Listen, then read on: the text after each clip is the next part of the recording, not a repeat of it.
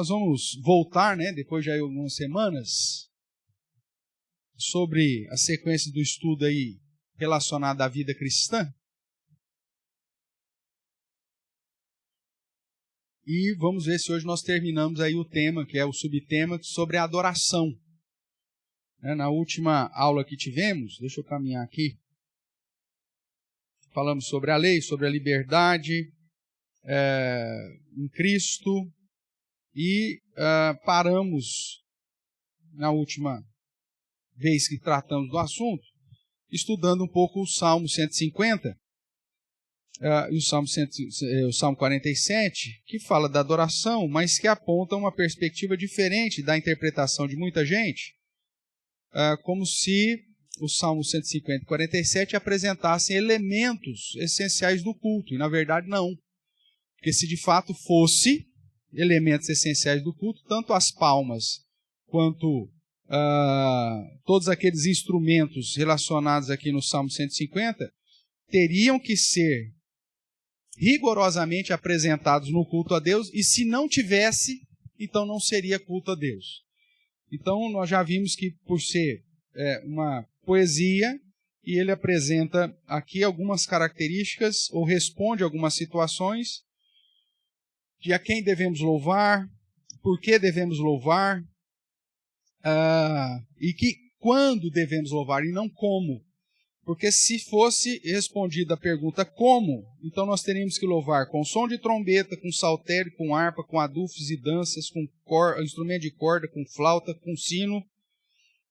Porque se o Salmo 150 e o Salmo 47 estão apontando para elementos essenciais do culto, então isso aqui não poderia faltar em nenhum culto. E se porventura faltasse um desses elementos, então nós não estaríamos prestando o culto próprio para Deus. Então essa interpretação está errada e deve nos conduzir a entender que aqui são situações da vida em que nós devemos louvar ao Senhor. Tratamos sobre a diferença de elementos do culto e circunstância do culto, mostrando que a adoração, portanto, é um dever de todo o cristão, de todo crente, estar reunido com as demais igrejas. Hoje nós vamos caminhar um pouco mais, e aí eu convido você a abrir a palavra do Senhor lá nos 10 mandamentos, em Êxodo, capítulo 20. Nós já mencionamos alguma coisa também em outro tempo.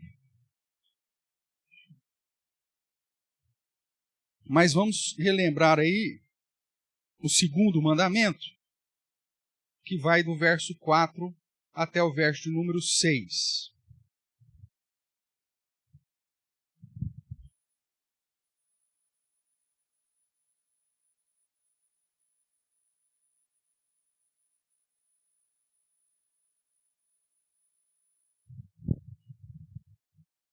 Então vamos lá, Êxodo capítulo 20.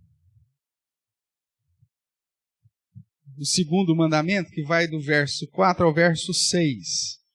Lembrando aí, que a edição aqui da nossa Bíblia já facilita, colocando em negrito aí o início das perícolas, e no caso aqui dos 10 mandamentos, ele coloca em negrito aí, para você identificar quais são os mandamentos. Então, se você observar aí no verso 3, o Nzinho aí que começa o não aí, está em negrito. Na sua tradução está assim? Na sua edição? Tá? Que indica que aí começa primeira ordem, o primeiro comando, o primeiro mandamento, como você preferir. Depois, no verso 4, você tem outro negrito. E esse negrito só vai aparecer de novo quando? Lá no verso 7. Então, do verso 4 ao verso 6, está tratando do mesmo mandamento. Tá? Então, é o segundo mandamento, que diz assim: não farás para ti imagem de escultura, nem semelhança alguma do que há em cima nos céus, nem embaixo na terra, nem nas águas debaixo da terra. Não as adorarás, nem lhes darás culto, porque eu sou o Senhor teu Deus, Deus zeloso, que visita a iniquidade dos pais nos filhos, até a 3ª e 4ª geração daqueles que me aborrecem, e faço misericórdia até 1000 gerações daqueles que me amam e guardam os meus mandamentos. Se o segundo mandamento estivesse apenas sintetizado no verso 4, como a gente já tem dito, em relação à adoração, então não seria proibido fazer qualquer tipo de imagem. Né? Sabe aqueles mimos que você tem lá na sua casa, lá? Aquelas miniaturas, aquele elefante que você põe com a bunda virada para a porta. Sabe? Se fosse os 10 mandamentos, tivesse aqui só o verso 4, se você tem, você desvira lá, por favor, que isso é misticismo, né? Ou você some com esse elefante, hein? Tá? Se porventura tem, eu vou lá fazer uma visita lá, se eu ver esse elefante virado lá, eu vou dar um chute nele, hein? Então, voltamos aqui. Então, se fosse só o verso 4, seria proibido fazer qualquer tipo de imagem. Não poderia fazer absolutamente nada. Mas o segundo mandamento, ele vai além. E o foco de fazer a imagem está no verso 5. Não as adorarás. Então, aqui que nós temos o todo do entendimento segundo o mandamento.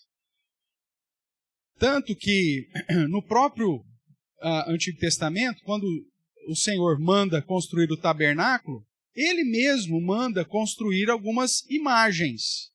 Você tem a Arca da Aliança, que na tampa da Arca da Aliança, o que tinha que ser construído? 2 anjos, 2 querubins com as asas, tocando, tarará. Não é uma imagem? É uma imagem. O problema é que não foi feita para ser adorada.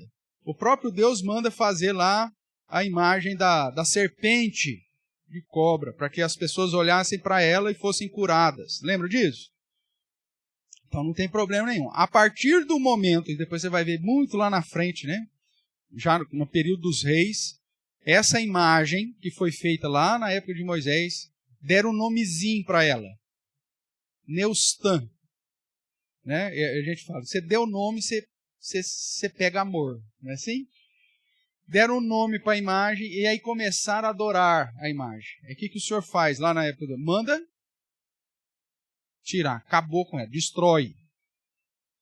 Então, o fazer imagem não é o problema. O problema é fazer a imagem com fins culticos, com fins de adoração.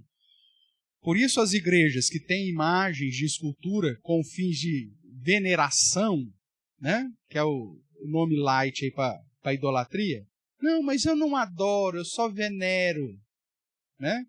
Que é igual aquele cara assim que fuma, ele fala assim, não, mas eu não trago, eu só pito. É a mesma coisa, velho.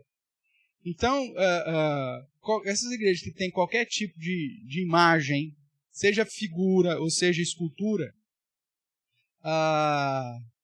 quebram o segundo mandamento, porque, de certa forma, na veneração, estão colocando isto como objeto de ser adorado. Tanto que as pessoas passam em frente a essas imagens ou esculturas e se benzem. Ou não fazem isso? Sim, se benzem. Né? Acendem velas ou incenso, ou trazem oferendas, né? Trazem comida, quando você pensa nas religiões orientais, né? Põe lá um prato de arroz na frente da imagem, coisas desse tipo. Isso é rigorosamente proibido pelas Escrituras. Por isso que na igreja protestante, ou pelo menos nas verdadeiras protestantes, você não vê, é bem clean mesmo, né? Você não vê imagem, justamente para não correr o risco. E mesmo assim a gente ainda corre o risco. Eu já te contei a história desse púlpito aqui, né? Esse púlpito aqui foi feito pelo presbítero Sebastião Poli, lá de Matão. E nós recebemos esse púlpito aqui deles, nós pedimos e eles nos doaram. E eu tive o privilégio de ser o pastor que mais pregou nesse púlpito, mesmo na época lá de Matão. E aí, ele tem aqui entalhado um desenho em forma de cruz, sem nenhuma importância para nós no sentido de litúrgico ou de adoração. Mas eu estou lá no gabinete na igreja de Matão, certo dia desse, eu deixava a igreja aberta, né, porque o gabinete ficava assim no fundo do templo. Então, da porta do meu gabinete, eu via quem entrava ou quem deixava de entrar. Então ficava acesso aberto todo momento que eu estava lá. E de repente entrou uma senhora. Essa senhora entrou já procurando alguma coisa, né? E eu lá do gabinete só cubando, como diz o outro, né? Só de olho na mulher. A mulher entrou, eu para um lado, não achou imagem nenhuma, olhou no púlpito e viu uma cruz. Joelhou na frente do púlpito aqui, começou a se benzer. Foi a única coisa, falei, meu Deus do céu, será que eu vou ter que arrancar esse negócio, adesivar esse troço? Porque a natureza humana, e até pelo contexto cultural nosso, eles procuram algo tangível, concreto, para adorar. E é isso que é o problema. Eu falei, se de repente essa cruz começar a ser árvore de adoração, nós vamos ter que adesivar esse troço aqui, pô, só um adesivo de madeira. Porque esse que é o problema. As pessoas ter qualquer objeto como fonte de adoração que não seja o Deus que é espírito, que não tem imagem. Dentro da história do catolicismo, nós temos a divisão, o grande cisma, né, em 1053, dividindo a Igreja Católica e Igreja do Ocidente e do Oriente, Igreja do Ocidente, Igreja Católica Apostólica Romana, Igreja do Oriente, Igreja Ortodoxa. E aí dentro da Igreja Ortodoxa eles não têm imagens, mas tem figuras. Então você vai entrar dentro de uma igreja ortodoxa grega, você não vai ver nenhuma imagem de escultura, mas você vai ver pinturas, telas, porque é só imagem. Na perspectiva ortodoxa é o seguinte, é proibido fazer imagem de escultura. Então o desenho pode. Então eles fazem o desenho e adoram o desenho. Ou seja, não entenderam o princípio moral, né, apresentado aqui na adoração, que é justamente que Deus tem a prioridade e a exclusividade na sua adoração. Então, quando nós tratamos de adoração, irmãos, nós precisamos observar o fato de que ela deve ser realizada segundo aquilo que o verdadeiro Deus, revelando em sua palavra, instituiu. Isso quer dizer, né, seguindo aqui a redação da nossa Confissão de Fé de Westminster, isso quer dizer que ele não pode ser adorado segundo as imaginações e as invenções dos homens, ou segundo a sugestão do próprio Satanás, ou de qualquer outro modo que não prescrito nas Escrituras. Vamos dar uma olhadinha aqui em Deuteronômio.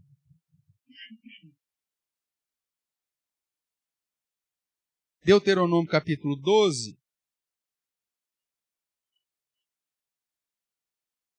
Verso 32.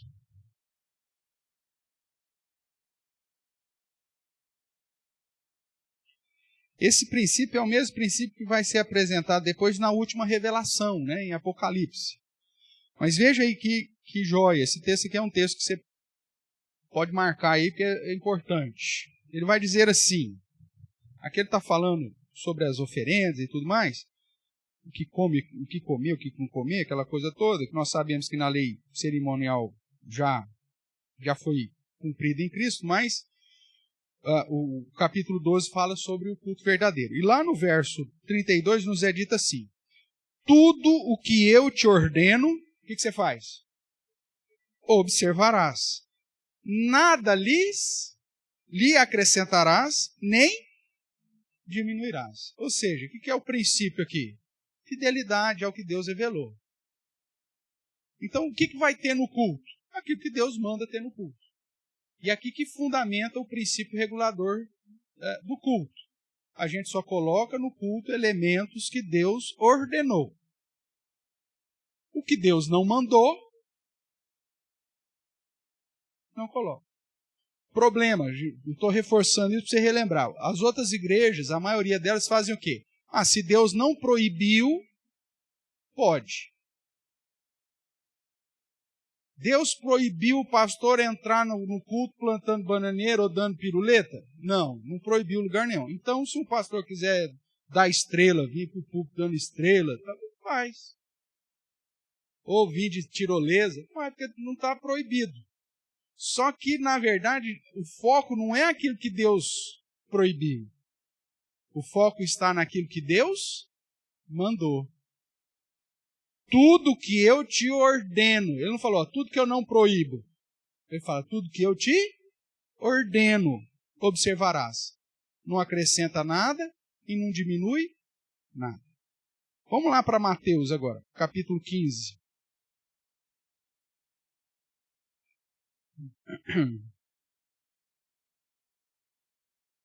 Mateus 15, verso 9.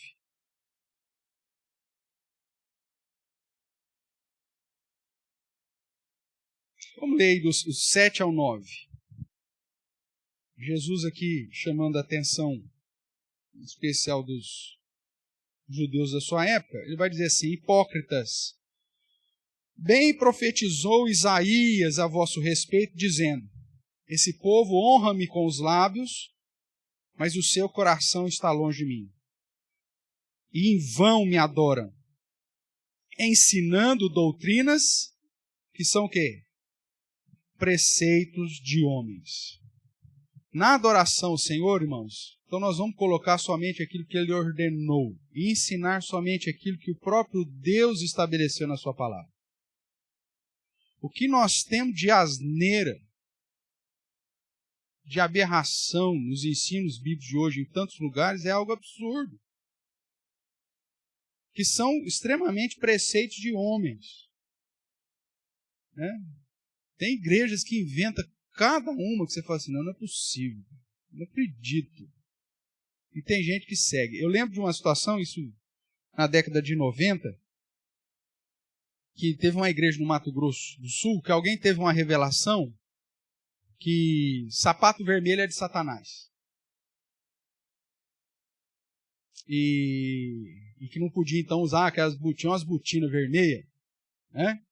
Aquele couro mais avermelhado assim, chega, o bicho parecia cobre. Isso é de Satanás. E aí então o cara foi e ensinou isso na igreja.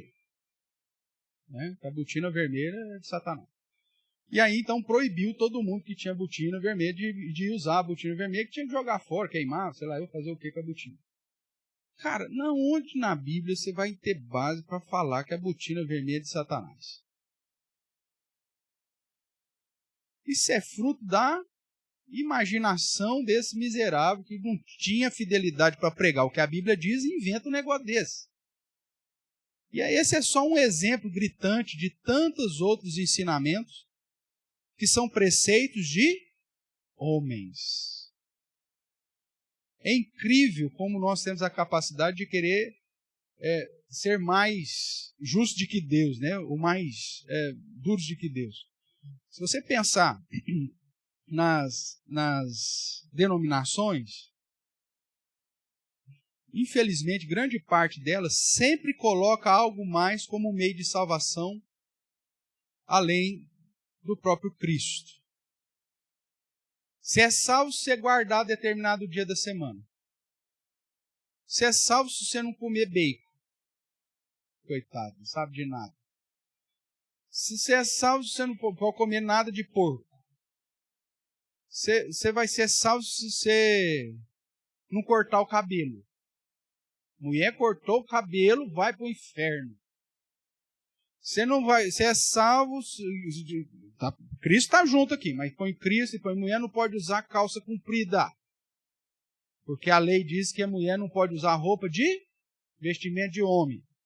Né? Eu já te contei isso aqui, vou relembrar, talvez para os novos. Mas então, pega lá a calça da mulher lá e dá para o seu marido usar, vê se ele vai usar. Pega lá. Pega a calça que você tem lá, que é sua, feminina. Né? Aquela que tiver bordada, florzinha, essa aí. Pega ela. Ou aquela cheia de brilhinho, né? Como chama? Strass? Strass. Cheia de strass, assim, brilhante. Chega assim, ó, bem, eu fui numa igreja da Breia aí e falaram que é proibido a mulher usar calça. Então eu tô te dando ela. Amanhã você vai lá para a obra com ela. Vai trabalhar de serveiro de pedreiro, você vai com a calça aqui, porque eu não posso usar mais. O homem vai usar? Por que ele não vai usar? Porque é de mulher. Olha só que coisa linda. Então, se ela é de mulher, qual que é o problema da mulher usar? Ou então dá lá para o seu pastor.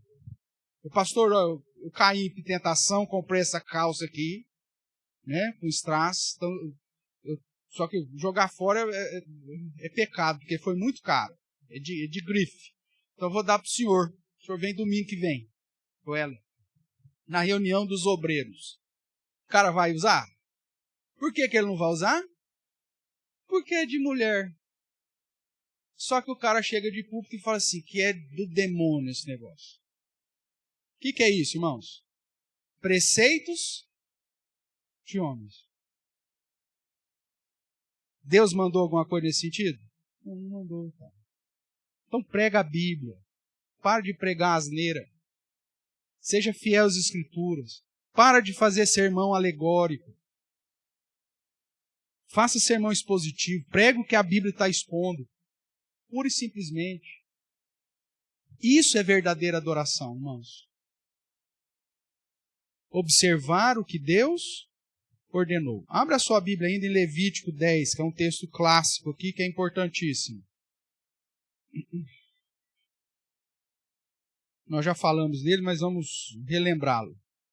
Levítico, capítulo 10, trata de Nadab e Abiú, 2 filhos de Arão, que já eram sacerdotes, mas que morreram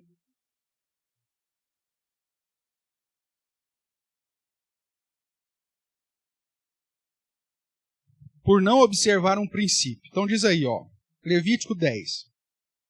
Nadab e Abiú, filhos de Arão, se você observar aí no Levítico 8, qual que é o título aí do Levítico capítulo 8?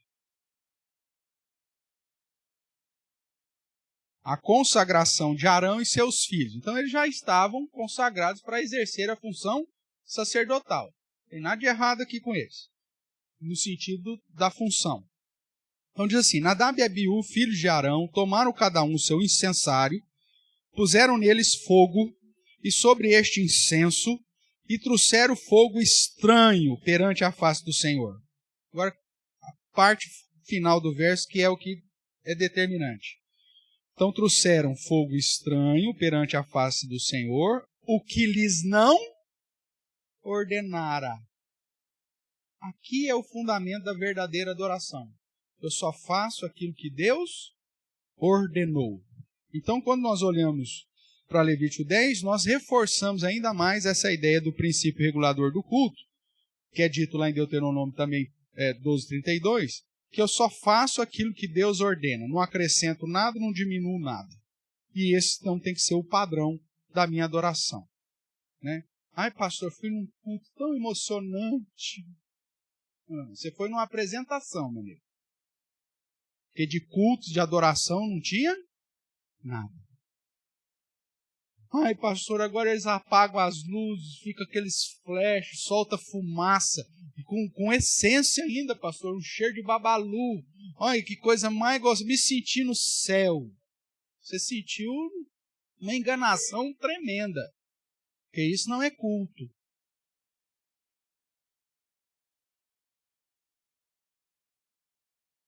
Ai, pastor, você não consegue levar nem a Bíblia para um lugar desse. Num prostíbulo você ainda pode levar a Bíblia.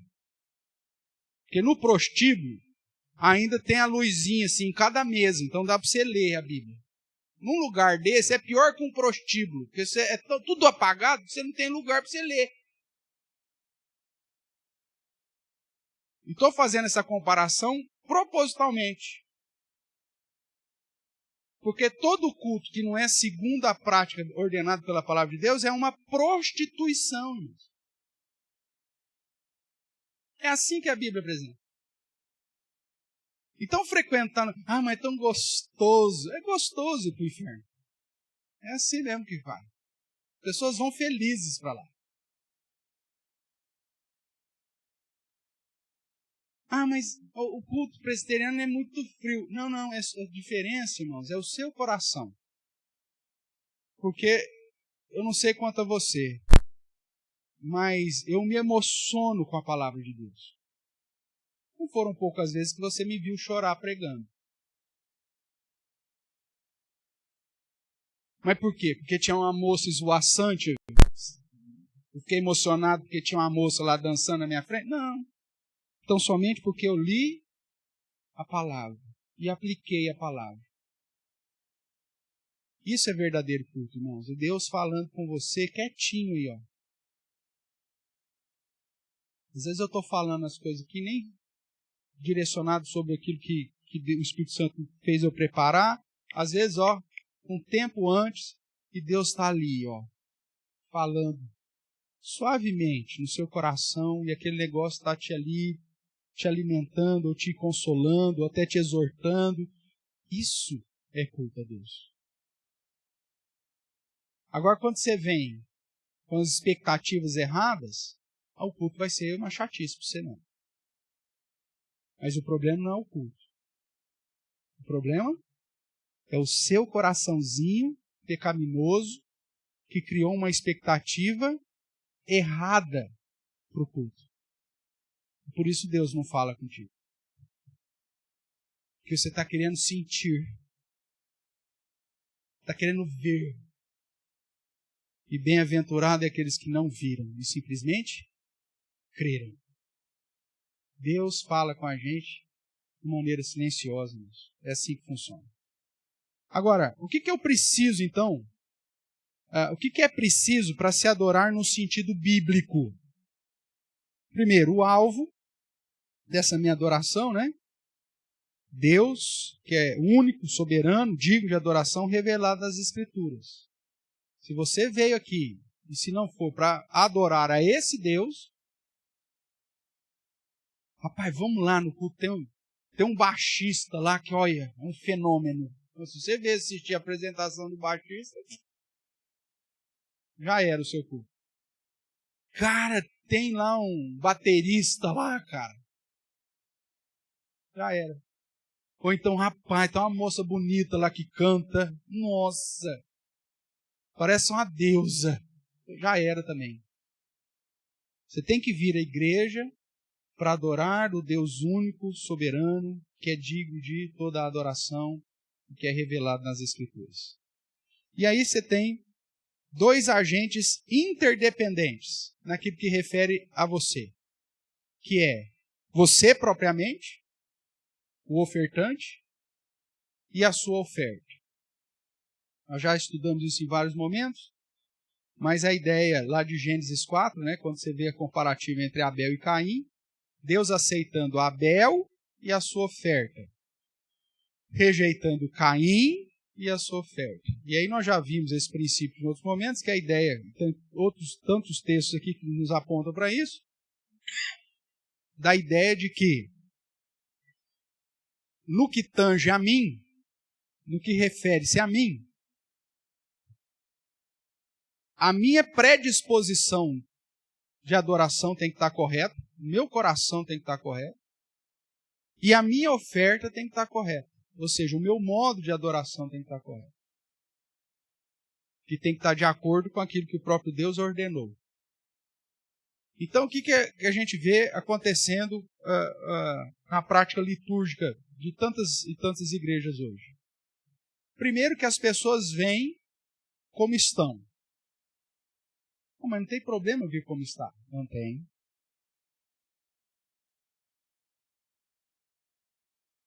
Por isso que o evangelismo é ide. O evangelismo não é vinde. O evangelismo é ide. E mesmo no Antigo Testamento, quando a indicativa era vinde, os estrangeiros não podiam entrar no templo. Ele tinha que primeiro ser circuncidado. Não podia vir de qualquer jeito. Não podia entrar na adoração. A adoração é a reunião do povo de Deus para adorar ao Senhor. Por isso, convidar as pessoas para o culto não é método de evangelismo, irmãos. Nunca foi. Evangelismo é você ir, ide. Como que eu faço discípulo? Indo. Para depois, então, você trazê-lo. Porque a adoração, o pressuposto do culto é a reunião do povo de Deus reunido para adorá-lo. Qual que é o problema da nossa geração? Fez do culto um método de evangelismo. Aí traz um monte de lobo, de bode para a igreja. E aí o culto começa a ser transformado para agradar o bode e agradar o lobo. Porque aí já não é mais culto das ovelhas. E aí o culto passa, ao invés de adorar ao Senhor, querer agradar os visitantes. E aí toda a palavra é voltada para visitante, toda a mensagem é voltada para o visitante, as músicas é para engrandecimento dos visitantes, é para exaltar o homem, ao invés de exaltar o Deus único, soberano, digno de toda adoração. Então essa cosmovisão contemporânea de culto tem prejudicado a própria adoração da igreja. E tem maculada a adoração. Veja aqui, não sei se eu pus aqui na ordem aqui, acho que eu pus só de Malaquias, mas vamos ver aqui, Isaías, abra lá Isaías, capítulo 1, que a gente já estudou também, mas vou só relembrar com você.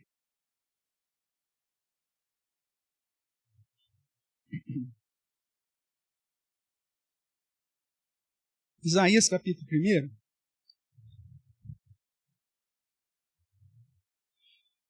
Você vai ler do verso 10 ao 20. Se você já não fez essa leitura, depois você faz isso. Mas aí lá no verso... Vou ler aqui no início, vai lá. Ouvi a palavra do Senhor, vós príncipes de Sodoma. Está falando com o povo dele, irmãos. Veja aí, capítulo 1, verso 1. Visão de Isaías, filho de Amós, que ele teve a respeito de quem? Dos babilônicos? Não, que ele teve a respeito de quem? De Judá e Jerusalém, nos dias de Uzias, Jotão, Acás e Ezequias, reis de Judá. Então ele está falando com o povo dele. Ele diz assim, ele chama esse povo dele de príncipes de... Quem que foi Sodoma? Sodoma e Gomorra, quem que foi? Uma cidade exemplar, assim, uma cidade maravilhosa, povo tudo crente, tudo lindo, maravilhoso. Era o céu na terra. É isso lá? Não, foi o pior. Foi um exemplo, uma analogia de pior lugar que existiu. Ele chega para os filhos dele e fala assim, ô povo de Sodoma. Por que Deus está falando isso? Do seu próprio povo? Porque aquele povo estava vivendo de modo santo? Não, o povo estava vivendo da pá virada. Aí o que acontece? Prestai ouvidos à lei do nosso Deus, vós, povo de Gomorra. De que me serve a mim a multidão dos vossos sacrifícios? Diz o Senhor. Estou farto dos holocaustos de carneiro, da gordura de animais cevados, não me agrado do sangue de novilhos, nem dos cordeiros, nem de bodes, porque era o exigido para a época. Quando vindes para comparecer ou para comparecer perante mim, quem vos requereu o só pisar dos meus atos? Quem pediu para vocês virem? Não continueis a trazer ofertas vãs. O incenso é para mim abominação, também as festas de lua nova, os sábados, a convocação das congregações. Veja, o próprio Deus é que havia estabelecido isso. Então por que Deus está reclamando agora? Veja aí o final do verso 13. Não posso suportar iniquidade associada ao culto, ao ajuntamento solene. Então você não pode vir de qualquer jeito. Não, vem de qualquer jeito. Não, meu amigo. O culto é a reunião de um povo que reconhece em Deus, o Deus único, soberano, digno de adoração, e que vem adorá-lo na beleza da sua santidade. De qualquer jeito. O que mais que ele continua dizendo? Então, não posso suportar a iniquidade ao ajuntamento solene. As vossas luas novas, as vossas solenidades, a minha alma as aborrece. Já me são pesadas, estou cansado de sofrer. Deus está falando assim, eu não aguento mais o culto. Você chega, hoje o culto foi chato. É Deus que vai para você e fala assim, nossa, é muito chato, eu não aguento você. Estou cansado de sofrer. Quem pediu para você vir aqui? Eu não suporto iniquidade associada ao culto, ao ajuntamento solene. O que mais que ele diz? Pelo que quando estendeis as mãos, eu escondo de vós os olhos. Sim, quando multiplicai as vossas orações, já não as ouço. Por quê? Porque as vossas mãos estão cheias de sangue, de pecado. Aí ele diz, lavai-vos, purificai-vos, tirai a maldade dos vossos atos diante dos meus olhos, cessai de fazer o mal, aprendei a fazer o bem, atendei a justiça, repreendei o opressor, defendei a causa do órfão, pleiteai a causa das viúvas. Vinde, pois, e resolvemos o nosso problema, arrazoemos, diz o Senhor. Ainda que os vossos pecados sejam como a escarlate, eles se tornarão brancos como a neve. E ainda que sejam vermelhos como carmesim, se tornarão como a lã. Se quiserdes e me ouvirdes, comereis o melhor dessa terra. Mas se recusardes e fordes rebeldes, sereis devorados à espada, porque a boca do Senhor o disse. Você tem que vir com a predisposição de arrependimento, irmãos, de contrição. Como Isaías vai falar no seu chamado. Lá no capítulo 6, quando ele registra seu chamado, na hora que ele entende que ele está diante do Senhor Todo-Poderoso, Rei dos céus e da terra, ele diz assim, ai de mim. Ele reconhece a sua condição. Eu sou um homem de impuros lábios e habito no meio de um povo de lábios impuros. Ai de mim. E aí Deus vem e o santifica. A postura para se chegar no culto, irmãos, é uma postura de reconhecimento que eu não sou nada, mas eu venho com essa disposição de ai de mim. Senhor, me purifica.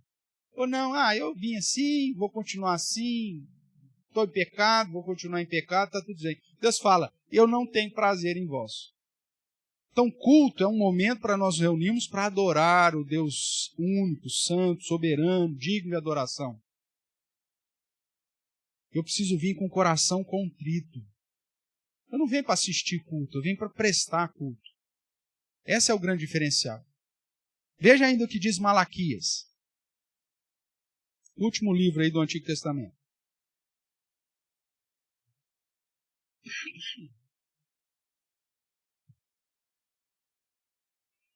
Se você ler o capítulo 1 inteiro, você vai ver a mesma coisa.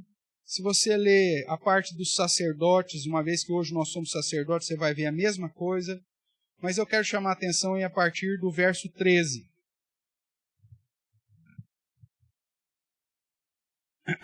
Do capítulo 2. Ele diz assim, ainda fazeis isto, Deus falando. Veja que Malaquias é uma sentença. Malaquias capítulo 1, verso 1, qual que é a primeira palavra que aparece aí? Sentença. Já é Deus já sentenciando o seu povo.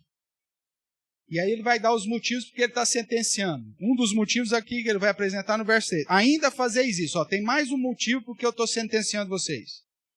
Cobris o altar do Senhor de lágrimas, de choro, de gemidos.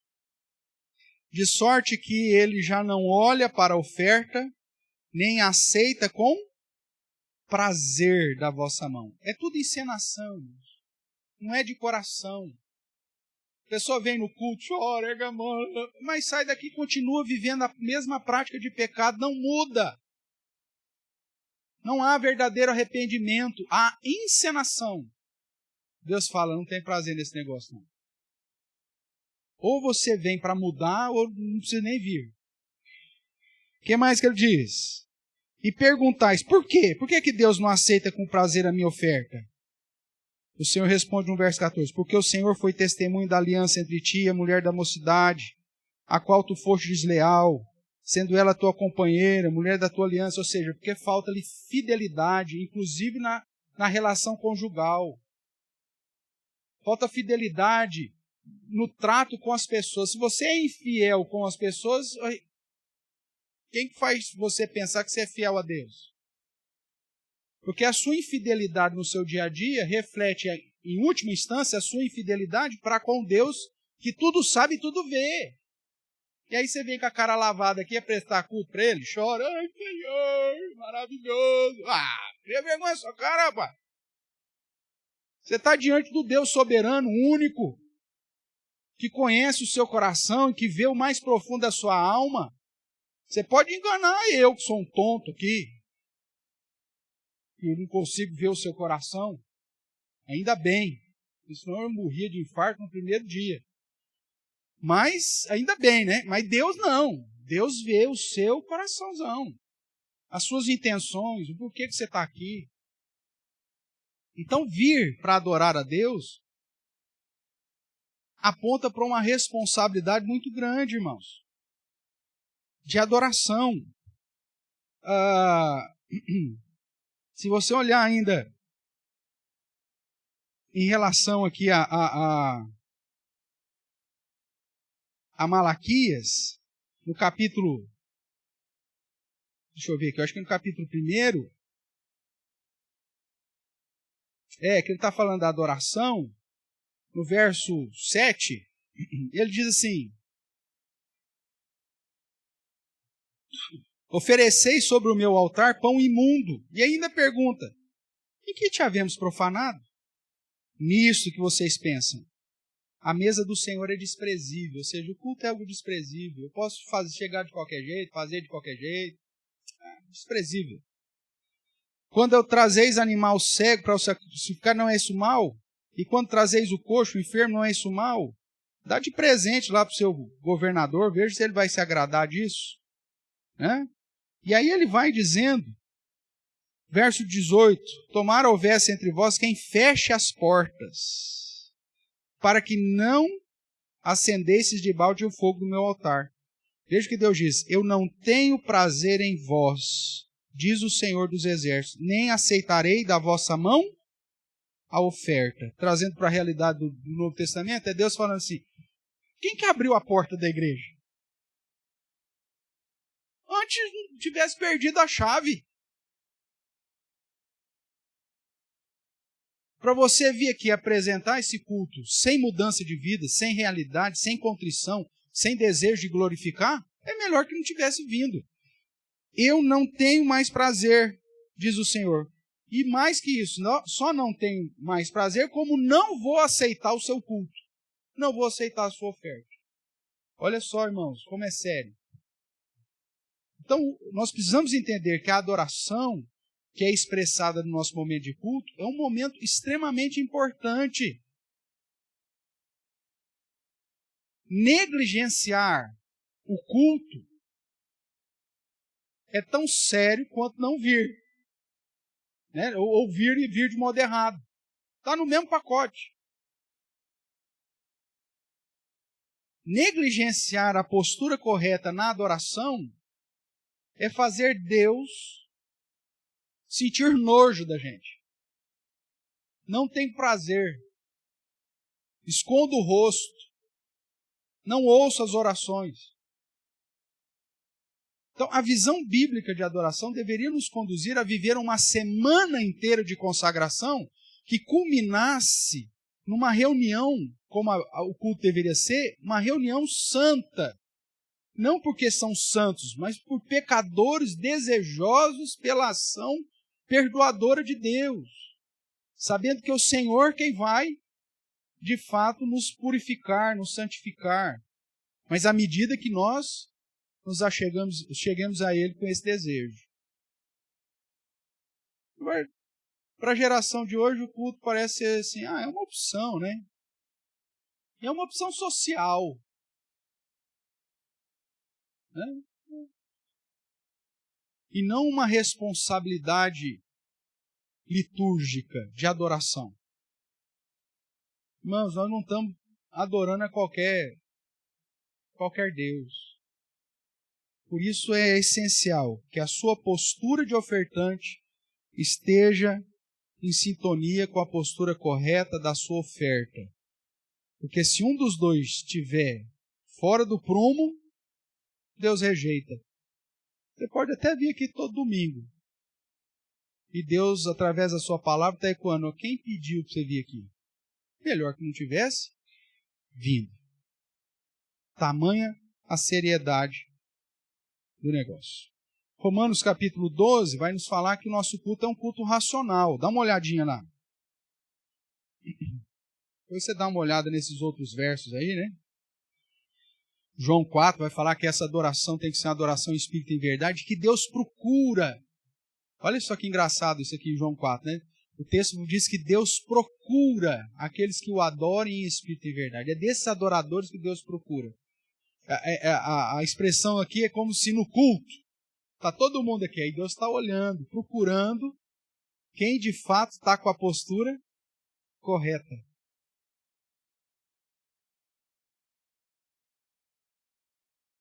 Senhor, nós estamos aqui para te adorar. E Deus vem aqui. Deixa eu ver então quem que está aqui para me adorar mesmo. Eu procuro esse adorador.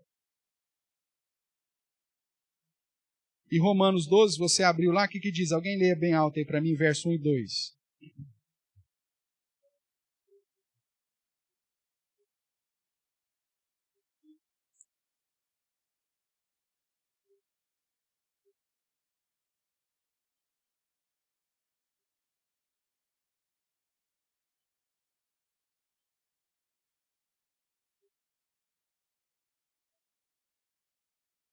Ótimo. O culto, então, irmãos, primeiro é o completo, né? Apresentei o vosso corpo.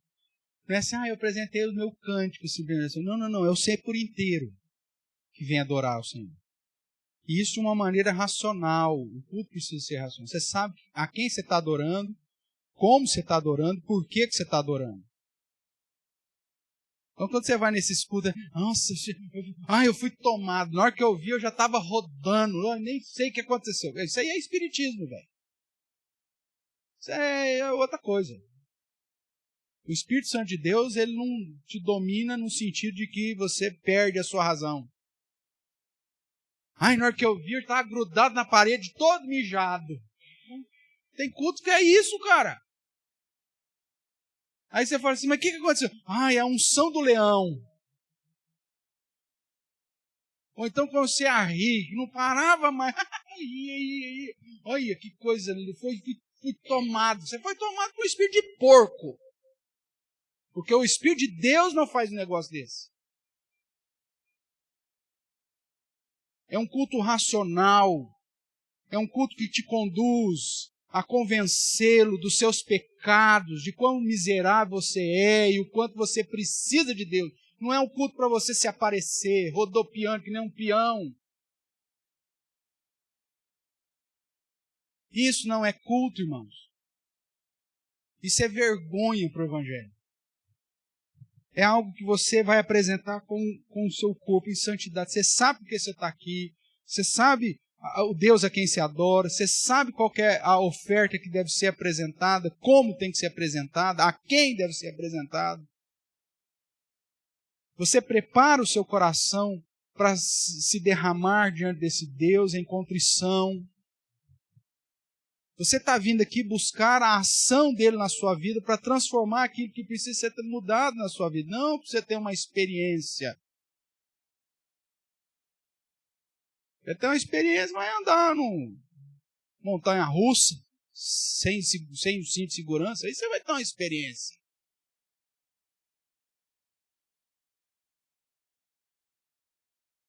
Deus nos chama para nos amoldar ao seu padrão.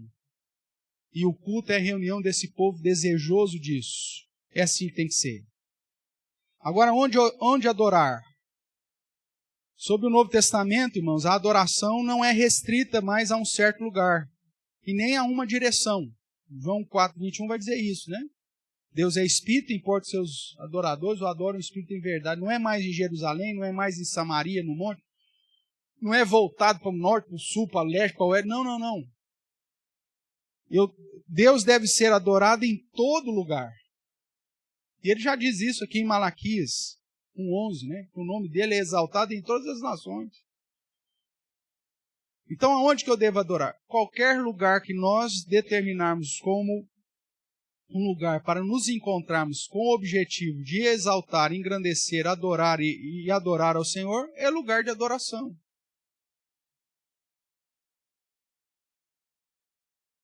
Por isso, esse lugar aqui é o lugar que nós convencionamos de ser um lugar de adoração. Ótimo.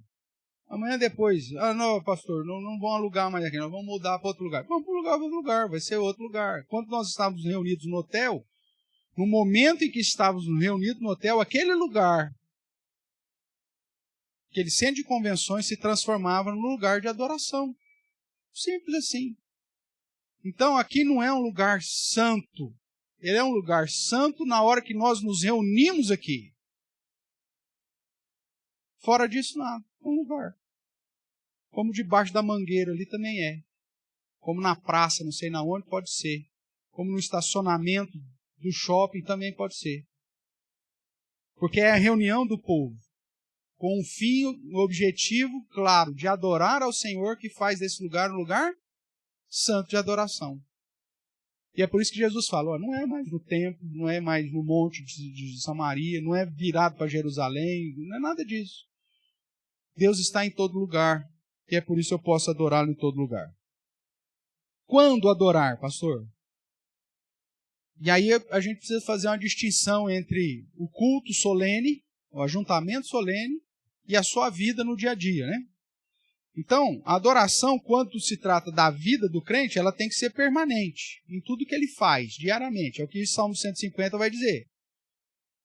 Né? Louvai ao Senhor no tabernáculo, mas também no firmamento, ou seja, debaixo do céu. Então, no que tange, o que aponta para a sua vida, você precisa ser um constante adorador. Em tudo que você faz, tem que ser para a glória de Deus. Quer comais, bebais, ou façais qualquer coisa, faça para a glória de Deus. Então, a minha adoração é permanente, diária, constante. Enquanto eu estou em família. Né? Mas, quando se trata do ajuntamento solene, então trata-se do momento que nós nos reunimos para adorar ao Senhor como família de Deus. Então, a adoração aponta para uma realidade permanente, mas com eventos específicos, onde nós nos reunimos para apresentar a Ele o culto como lhe é devido. Quando adorar? Olhando para essas duas frentes, tanto a sua vida quanto os momentos de culto, público, solene, você vai adorar em secreto, né, estando sozinho, quando você está andando pelo caminho, está lá fechada a porta do seu quarto, como diz Mateus 6. Você vai adorar no culto propriamente, que é a convocação solene, né, o ajuntamento solene, com o fim único de adorar e exaltar o Senhor, como você tem vários exemplos bíblicos aí, inclusive exortações dizendo que como viviam os novos convertidos, ou os primeiros convertidos, e como vivia, ou como deveria ser o padrão de não deixar de congregar. Como adorar? E aí nós já vimos que é de acordo com aquilo que o próprio Deus instituiu na sua palavra. E desse modo, então, o que Deus instituiu na sua palavra, pastor? Né? Primeiro, a adoração somente a Ele. Ele é o alvo. O Deus Trino, Deus Pai, Filho e Espírito Santo. Isso exclui, então, a adoração aos anjos, adoração a santos, como adoração a toda criatura, seja viva ou seja morta. Por que a igreja protestante não faz culto de sétimo dia? Porque não existe isso, meu amigo. Mas pôr o nome de missa serve? Também não serve. Não existe isso biblicamente falando. Aquilo que eu já falei aqui, né? A gente tem que tomar um cuidado muito, muito grande, é muito tênue. Culto do bebê, ou culto dos formandos. Não, amor, é sempre culto de ações de graças a Deus. Aí você pode até fazer, pela vida do bebê que nasceu, pelos formandos, pelo casal que está completando mais um ano de vida conjugal. Mas o culto é de ações de graças a Deus. E aí é muito tênue, irmãos.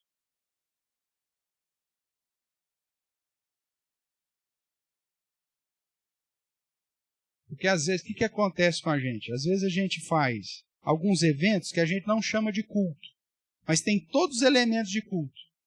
E aí a gente coloca elemento estranho no meio.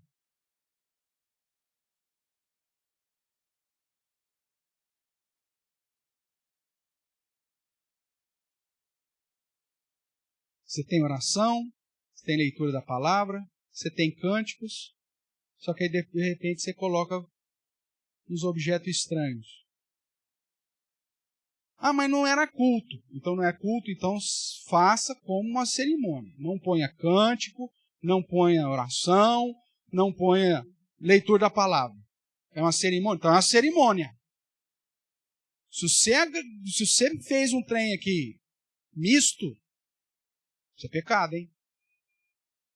Porque o ímpio, ou o cara que não é crente, ele não sabe distinguir o que é culto do que não é culto.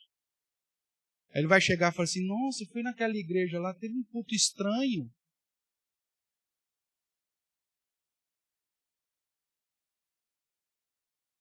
Porque foram colocados elementos que não são do culto, junto com elementos que são característicos de culto.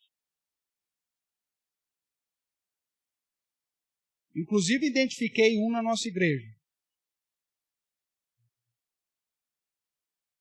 Esse chá de bebê que vocês estão fazendo aqui. Isso tem que estar errado. Se vocês quiserem fazer esse chá de bebê a partir de hoje, vocês vão fazer como cerimônia lá no salão.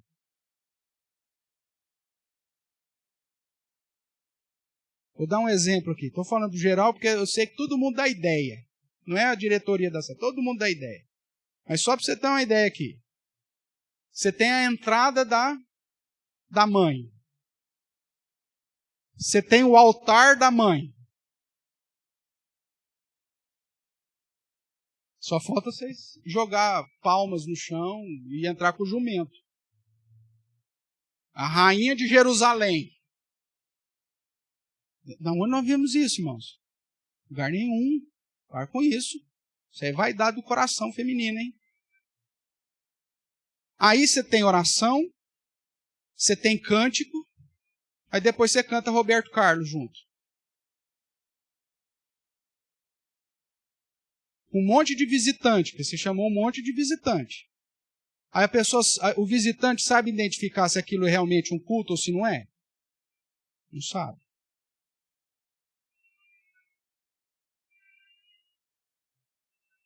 Aí vem a palavra. E tem pregação. Aí depois já tem brincadeira de roda.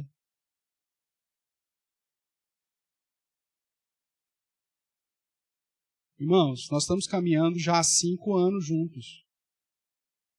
Vocês já têm maturidade para saber o que caracteriza e o que não caracteriza.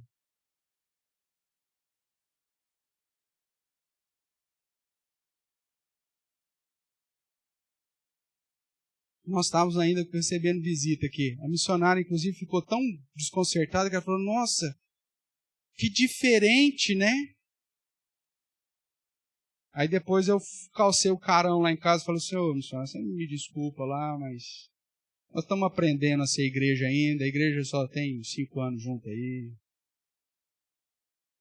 De vez em quando a gente passa uma vergonha dessa, faz parte do tudo. Cuidado, irmãos. Quer brincar, fazer um momento de... Faça. Mas tira daquele lugar que a gente está acostumado a fazer culto e não coloque elementos de culto juntos. Porque o visitante ele não sabe distinguir. Ele não sabe diferenciar. Para ele veio num culto. Para ele veio no culto. E ele vai falar, nossa, é tão diferente o culto lá. Você confunde a cabeça. E aí você vai para 1 Coríntios, a palavra lá de 1 Coríntios é justamente essa. Você tem que fazer tudo com ordem e decência para não confundir aquele que não conhece. Lá tratando do dom de línguas, né? Mas é um princípio aplicado em qualquer situação. Então, cuidado, irmãos. A responsabilidade não é só minha, de guardião do culto. É de todos nós. E tem coisas que a gente pode evitar. Não estou falando que você não tem que se alegrar, ter um momento, mas faça isso como cerimônia, então. Não como culto. Ou não misturado. Porque como que a gente consegue, dentro de um evento desse, falar, não, isso aqui faz parte de culto. Esse aqui não, isso aqui era só um adendo. Não tem como.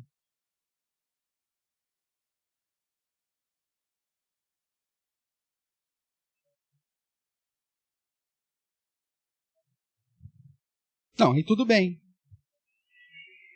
Sem problema. Mas aí você tem que pensar no lugar que você vai fazer, com quem que você vai fazer, deixar isso o mais claro possível. Irmão, nós estamos tratando com edificação espiritual. Veja, nossa adoração vai ser em tudo, até mesmo quando a gente for brincar. A gente tem que adorar o Senhor. Tem que fazer tudo para a glória dele. Agora, se eu não trago edificação para aqueles que eu convidei, porque o cara não consegue distinguir, então, posso usar um texto bíblico? Posso. Não tem problema nenhum. Agora, se eu for trazer pregação, então eu preciso daquele... É o que acontece no casamento nosso. Vamos pegar aqui, vamos mudar o foco um pouquinho, para você entender. Casamento é uma cerimônia com um culto no meio. Isso que é uma desgraça. Cerimônia de casamento, igreja evangélica, é uma desgraça. Em que sentido que é uma desgraça? Porque você enche a igreja de um monte de gente que não é crente, fica o pastor aqui numa situação de miserabilidade, porque vai entrar a quadrilha, é uma festa junina, só que não com roupa rasgada, mas é festa junina. Faz a quadrilha, aí põe música para a quadrilha. Só falta alguém gritar no meio, olha a chuva! Pode quebrar! Só falta isso nas nossas cerimônias de casamento. Aí entra a quadrilha no sentido, algum, dependendo da família, é quadrilha também no sentido pejorativo, né? Aí entra a quadrilha. Tá, beleza. Aí, já aconteceu, igreja presbiteriana, agora com essa mania pet, entra o pet, trazendo aliança. No focinho. Aconteceu, gente, não estou falando de besteira, não. O pastor aqui chega e fala assim, senhor, perdoa. O senhor não manda fogo agora, não. Aí entra o Lulu. Aí vem florista. Sabe-se lá para quem que está jogando flor. É uma oferenda para quem, aquelas benditas flores? Deve ser oferenda para a mulher que vai fazer a limpeza depois, porque ela fica, ó. Mas é uma oferenda. Porque você está oferecendo isso para algum lugar. Eu já vi isso, por exemplo, no dia 31 de dezembro, o pessoal fazendo essas florzinhas para alguém. Para quem que joga florzinha no dia 31? Ah, entendi. É oferenda, meu amigo. Aí vem lá, põe a menininha, só falta pôr ela de Virgem Maria. Põe uma santinha, né? A menina vem com véu e tal. Irmãos, é a cerimônia mais estranha dentro da cultura evangélica dos nossos dias, é a cerimônia de casamento hoje. Devia ser um culto. Mas muda isso na cabeça dessas meninas que desde criança já foi ensinada dentro dessa cultura miserável. Ai, pastor, meu sonho. Nossa, esse pastor é um miserável, acabou com o meu sonho. Quadrilha! Junina, festa junina. Pode falar, gente.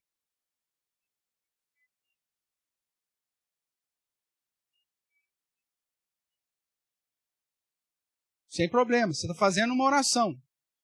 Agora, se você resolver fazer um culto, então você vai ter que fazer um culto. Então você convida o pessoal, faz um culto, depois você vai para a festa.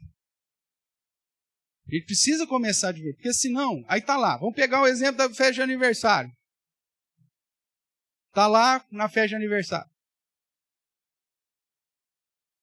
Musicão, sabe-se lá da onde? Né? Todo mundo à vontade, é festa de aniversário, chinela havaiana, tararara. Vamos fazer um culto? Não vamos. Eu vou fazer uma oração? Ótimo, vamos orar agradecendo a Deus. A oração você pode fazer em qualquer lugar, em qualquer momento, em qualquer circunstância, não tem problema. Agora tem gente que pega e vai querer fazer do aniversário um culto, vira uma bagunça terrível, mistura os elementos, você não sabe o que é culto, o que é festa. Culto. Então vamos lá, o culto solene.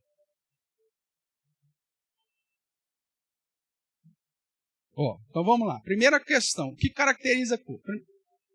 Isso, primeira coisa, convocação. O culto tem uma convocação. É culto. Então você vai ter uma convocação.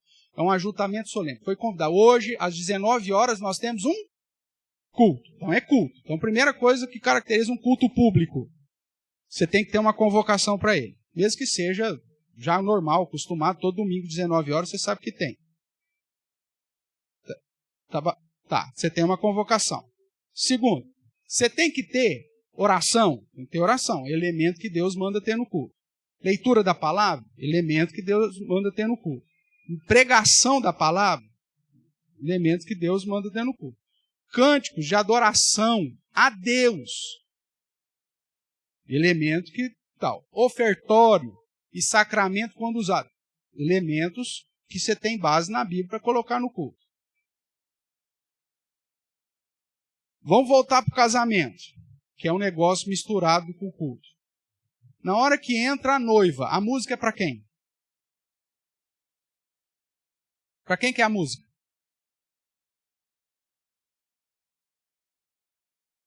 Geralmente é para quem? Na nossa coisa, para a noiva. É para a noiva. Como se fosse tal. E dentro da perspectiva bíblica, a noiva não é importante. Quem que é importante na perspectiva bíblica? O noivo. Já começa aí. Está errado até culturalmente falando. Porque quem que é importante na nossa cultura? Coitado do noivo. O noivo, agora que está pondo a entrada, porque esses homens agora gostam de aparecer também, então tem a entrada dos noivos. Antigamente põe um pinguim aqui, né, de preto, uma estátua lá, suando que nem tampa de marmita. Põe o cara lá, e aí foco, holofotes, tudo na quem? O noivo. Qual que é o alvo da adoração no culto? Deus. Por isso que hoje a gente faz o seguinte. O casamento ele é um culto dentro de uma cerimônia. Faz as parafernálias, tudo que tem que fazer, a festa junina, tudo. Aí o pastor fala, agora nós vamos começar o culto. Para tentar separar um pouco. Eu, pelo menos, faço isso. Aí, então, agora nós vamos começar o culto. Bom. Aí, então, você faz a cerimônia com oração, começa com oração. Se vai ter cântico, tem cântico. Tem o sermão, o leitor da palavra, sermão, parará, papapá, consagração, que até faz parte, é um dos elementos do culto, né? Os votos, tarará, impetra a bênção sobre o casal ou sobre a congregação. Acabou o culto. Aí continua a cerimônia. Aí a despedida agora da cambada que veio aqui para frente, que é geralmente os primos, os parentes mais ricos, para dar geladeira, dar televisão, essas coisas. Aí vai a turma embora. Mas veja, na cabeça daqueles que são convidados, eles não conseguem fazer essa distinção. E é por isso que é uma das dificuldades do casamento. E qual que é o problema? Dentro da cerimônia, propriamente, do culto propriamente que está sendo feito, são esses agregados. Vai ter um momento da aliança. Tem que trazer a fulana fazendo as oferendas da flor. Isso não caberia. Vai ter uma música para a entrada das alianças. Aí o cara resolve pôr o hino do Corinthians. Não cabe. Então, são elementos que, na verdade, são obscuros, estranhos a um ambiente de culto, que não deveria ter. Só que hoje, por conta de um contexto cultural, vira e mexe, acontece.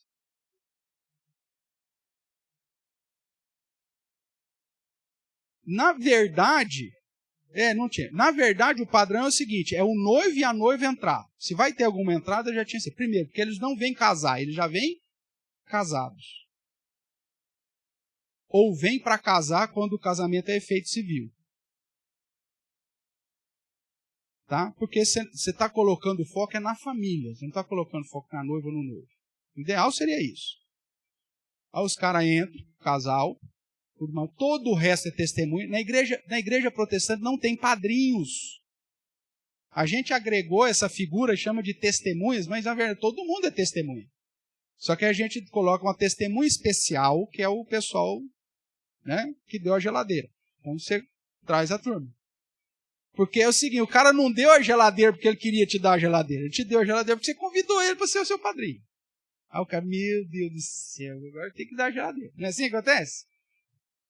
O cara não tinha que ser colocado especial porque ele deu alguma coisa a mais. Ele é só uma testemunha. Então, ó, tem as testemunhas e tal. E põe o cara ainda bonitão lá, para aparecer para os outros, não sei o que é aquilo ali, se é... Ele não sabe por que tem aquilo lá, mas faz. Então, não deveria ter. Entra o casal, porque eles vêm ou para casar, se o casamento é feito civil, ou já vem casado pedir a bênção do Senhor. Como que o pessoal fazia na Reforma Protestante? Não tinha nem isso do casal vir. O cara estava aqui dentro, estava no culto, aí era notificado, ó, o Joãozinho e a Maria casaram, e eu quero convidar então o Joãozinho e a Maria para vir aqui à frente para receber uma parêntese a respeito sobre o casamento e impetrar a bênção sobre eles. Era assim que era o casamento na época da Reforma.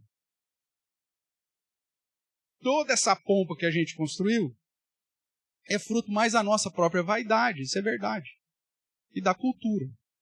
Só que o problema não é essa cerimônia. A gente pode até continuar, desde que fique muito claro para a igreja que há uma distinção da cerimônia e do culto que está dentro dessa cerimônia. E aí, então, as músicas que vão ser feitas durante o culto dentro dessa cerimônia não pode, em absoluto, não exaltar senão a Deus. E aí que é a grande dificuldade. Quando você senta com um noivo e a noiva, nossa, que dificuldade. Os caras querem trazer cada noivo. Não, porque eu quero que meu casamento seja diferente da minha prima, viu, pastor? Então tem que ter um negócio assim. E agora o que eles fazem na entrada dos padrinhos? Os caras entram bonitinho agora? Não, cada dia inventa um trem novo. Aí põe umas musicão de sei lá o quê, e entra os padrinhos fazendo passinho diferente. Já viu isso? Febre. É coisa mais linda. É coisa mais linda para você fazer isso. Sei lá eu na onde, meu amigo. No culto, não cabe. Ou não caberia. Então veja, existe na nossa cultura, inclusive dentro da nossa cultura aqui, alguns elementos que fogem daquilo que deveria ser presente num verdadeiro culto. E se queremos crescer e aprimorar como adoradores, nós precisamos começar a fazer essa distinção para procurar um culto cada vez mais bíblico, para evitar essa situação. Quer um exemplo mais simples? Eu sei que meu tempo já passou aqui, mas só para finalizar. No próprio culto solene, em muitas igrejas, é dado oportunidades. Já ouviu falar disso? Obrigado pela oportunidade. O que é oportunidade? É você agregar o cara no culto para ele fazer uma apresentação. Mesmo que seja uma apresentação para Deus. Não, eu quero cantar uma música, um hino, pastor. Isso, de certa forma, quebra o princípio do culto, porque o culto é coletivo. É a igreja em adoração. Na Reforma e nos princípios litúrgicos da Reforma, não havia nem coral. O canto era uníssono por toda a congregação. Justamente para que não tivesse o goela de ouro se sobressaindo mais do que Deus no culto. Os cânticos, geralmente, mesmo que tivesse lá os músicos e tudo mais, era basicamente uníssono, sem divisão de vozes, justamente para nunca exaltar um mais do que o outro. Era uma preocupação tal de fazer com que o culto apontasse tão somente para Deus, que até essas questões que cabem em outros momentos, eram tolhidos e privados no culto público.